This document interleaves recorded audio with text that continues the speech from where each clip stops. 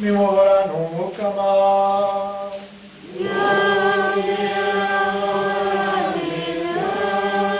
Ibyo dusoma mu nkuru nziza Yezu Kristo yanditse Yohani.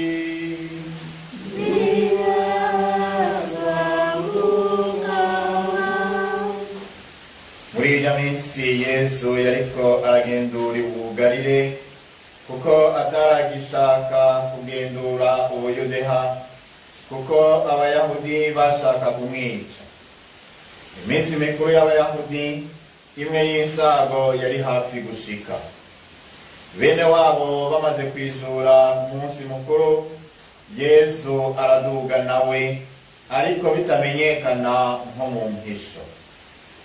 Abanyareyuzalemu bamwe rero bavuga bati, urya si umwe bashaka kwica, none nguyo yivugira atankomakomyi kandi ntacyo bamubwira. Abakuru baba bamenye by'ukuri ko ari we Kristo, ariko uyu turazi yava, aho Kristo azoziraho ntawe uzomenya yava. Yesu rero yariko arigishiriza mu gisengero, arasemerera ati, muranzi kandi murazi n'iyo nturuka. Nyamara sinizanye n'ukuri wantumye nimvuga kuri, mweho ntimumuzi. Jeho ndamuzi kuko mva kuri we kandi ari we yantumye. Bashaka rero kumufata, ariko ntawamufashe kuko isaha yiwe itari bwagere. Dushemeze ijambo ry'Imana.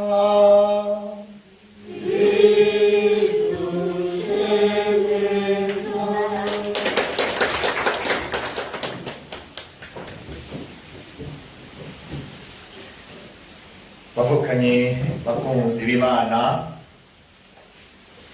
aya majambo y'Izaburi ya 33 yadufashije kuzirikana iki gisomwa ca mbere.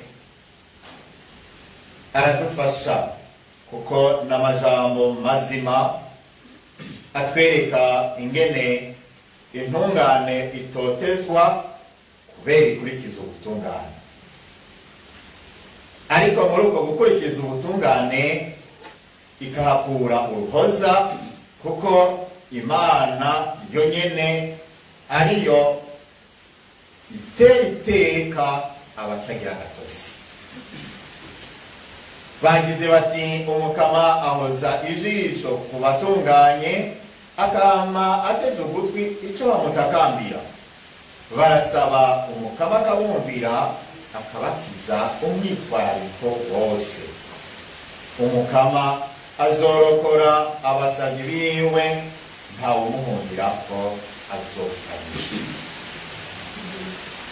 Ngaya amajambo akomeye kandi yoremesha abariko baratotezwa, kuko iki gisoma cera ca mbere kitweretse ko ubuzima bw'intungane ari ubuzima buzira gatosi, bugaca bwagiriza abagendera mu kabi. Nguyo umumaratiri yemera gupfa hako ahemukira ukwemera kwiwe, hako ahemukira uwo yakunze. Bica bitwibutsa za mvukane indwi dusanga mu gitabo c'Abamakabe. Biciwe rimwe, bariko barabica, bakerekana ubutwari, bakabwira bariko barabica, dukwiye muri ubwo buzima, ariko umwami w'irisi hazodusubiza ubuzima. Ati izi ngingo z'umubiri ndazirenza ko amaso, kuko nizigiye ubuzozinsubiza.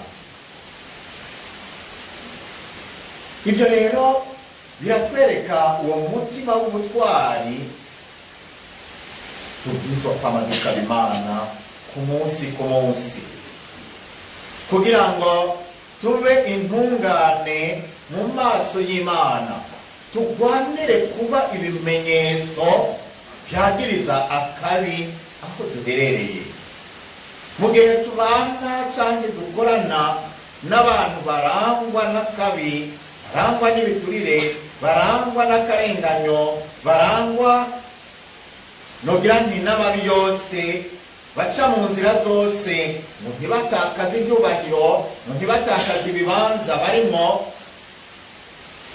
Natwe nk'abakristo bemera turahamagarirwa kugaragaza akaranga kacu aho Umukama yaduteretse. Niko kubicabona ca Kristo, ingiro n'ingendo yacu bikagiriza ikibi. Kubera iki atigenza nkatwe? Ni kubera ndi umukristo. Kubera iki atiba nkatwe? Ni kubera ndi uwa Kristo. Kubera iki adaca umwangondagonde nkatwe? Ni kubera ndi umukristo.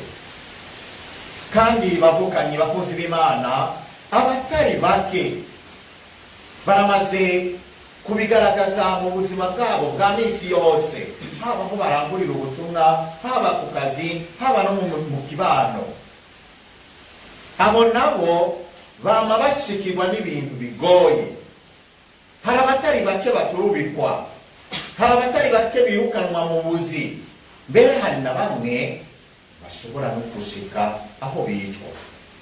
Ariko bavukanyi bakozi b'Imana, tureme, kuko Yesu yatubwiye ati utazotirimuka gushika pfe niwe azoshira. Ntiturambirwe rero no gukora iciza, aho turi harangwa iciza, kugira ngo abari mu kabi nabo nyene bame bafise ako gatima kabagiriza, kabatumirire no kubivamo, kabatumirire no guhinduka. Akarorero tuzoba tuberetse na kaka Yesu. Yesu tumvise muri iyi nkuru nziza, agiye i Yerusalemu azi ko baguma bamuhigira kandi bashaka kumwica, ariko agize ati ndabandanya urugendo. Icamuzanye ni ukugira ngo arangure ico wamutumye ashaka, nuko atotakaza n'umwe mu bo yamuhaye.